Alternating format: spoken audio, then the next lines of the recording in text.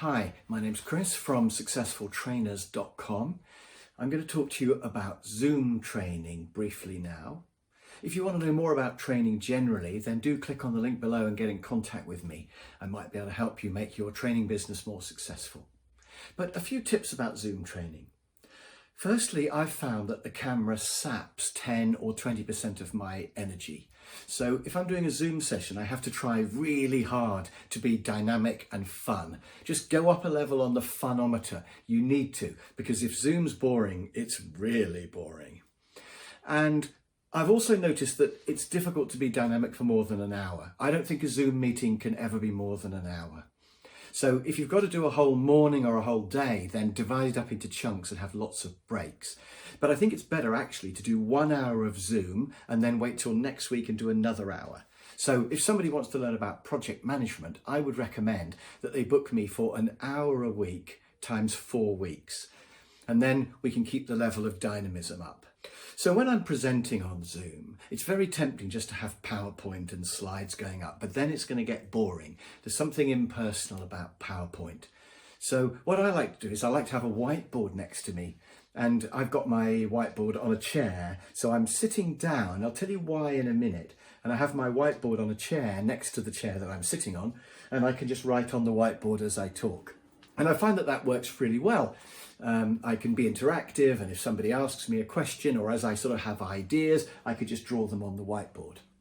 So that's what I've ended up doing. I've experimented with fancy whiteboard solutions like iPads and things like that. But actually just a good old whiteboard and some decent pens seems to work well. I do some screen sharing as well. And what I do is I open all the things before the meeting that I'm going to show or that I might want to show. And then I drag them in to show them. So when you do screen sharing, you can either share a document or you can share the whole screen.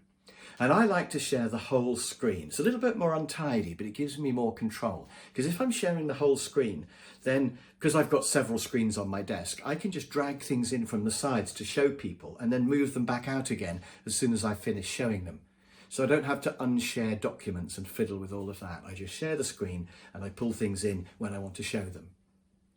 So that's why it's useful that I've got several screens. I think if you had 2 screens, you could do it though. You could have all the documents queued up and you could just move them across when ready. Now, the only snag with this idea of pulling documents in is that you need probably to be sitting down unless you can have a standing desk. And I am considering having a standing up desk with my computer with all of its screens and a whiteboard, because then I could be dynamic, I could be standing up, I could write on the whiteboard, and I could be sharing screens.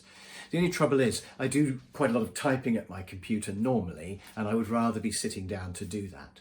So I suppose I could have one of those desks that actually go up and down, but that's the next step. But if you're just a normal person with a computer at a desk, it means you'll have to do the sessions sitting down. And therefore you have to make even more of an effort to be dynamic, because it's hard to be dynamic when you're sitting down. That's why I'm doing this talk to you right now standing up. It's just better for my brain and for my ability to gesticulate if I'm standing up. Now, the final thing I just want to say is that it's great to get some interaction with the group, and Zoom will never be as good as a live session for interaction. But there are some ways you can do it. So one of the things I do is I do get them just to give me thumbs up or thumbs down. So I say, for example, how good you think your time management is at the moment, and give me thumbs up if you think it's great, thumbs down if you're hopeless, or sort of medium if you're okay. And I get people to sort of vote all the time about that, and that seems to work well. And sometimes I just get them to put their hands up. So I just say, hands up, how many of you have had a negotiation in the last week? And get them to just all put their hands up. And even that is better than nothing.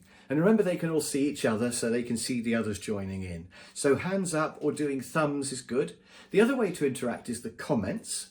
So I tell them to switch on the comments column at the beginning, and I encourage them to write stuff. So while I'm talking, I can see this little scroll of comments, and sometimes they're just saying he's talking rubbish or I don't agree with him or something like that. But mostly they're making comments to each other or they're making comments to me.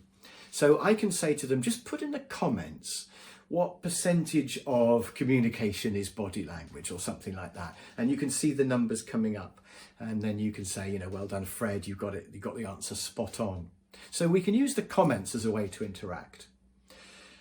I find that if you've got more than about 3 or 4 people, it's no good to have the sound on, because a little bit of shuffling is all it takes to cause chaos. You know, if 10 people have got 10% shuffling, then you end up with 100% shuffling noise and everything's lost.